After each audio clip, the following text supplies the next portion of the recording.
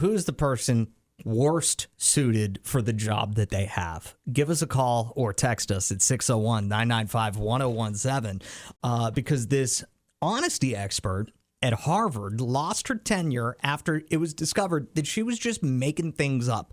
Like if there had to be some kind of a study done, like there was one thing, she famously published a paper asserting that people are more likely to be honest when filling out tax and insurance forms if they put a reminder to be honest at the top versus at the bottom of the form. She just totally made that up, which how ironic is that?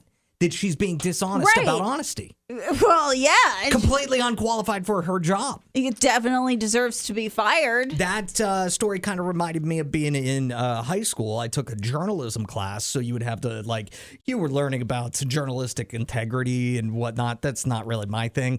Oh, my gosh. Well, because we had to write news articles and stuff, so I would just make up quotes. I'd be like, I went to a gas station and talked to a guy. It's like, how are you ever going to know?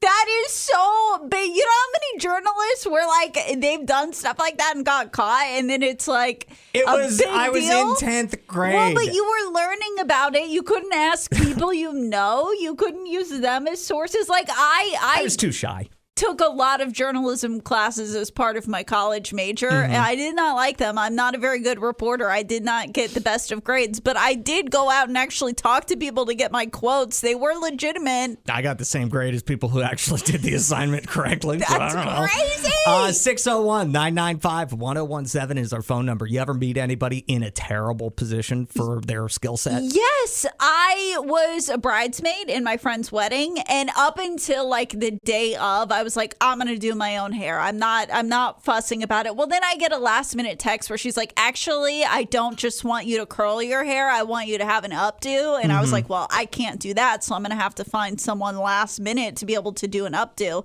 And so I found this hairstylist I'd never been to before and she was bald. No, she happened to have an opening. And she's in the middle of curling my hair, getting it ready to be put up in the updo. And she's keeps missing.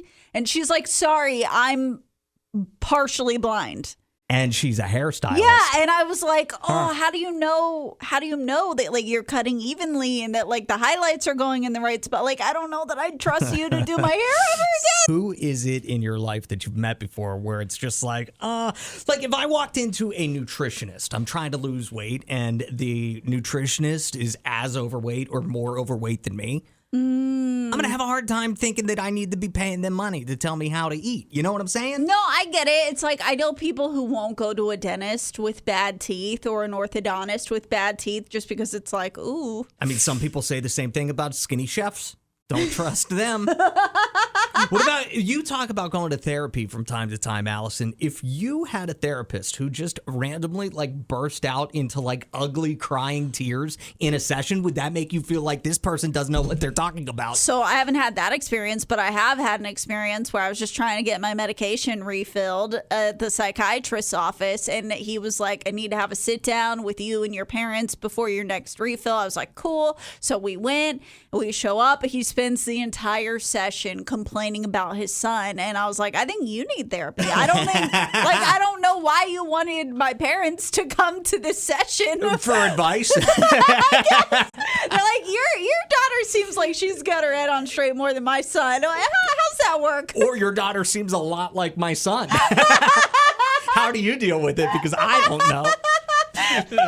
Hey, Jerry, who was the person not fit for their job? Well, I hate to say his name like this, but his name was Ryan.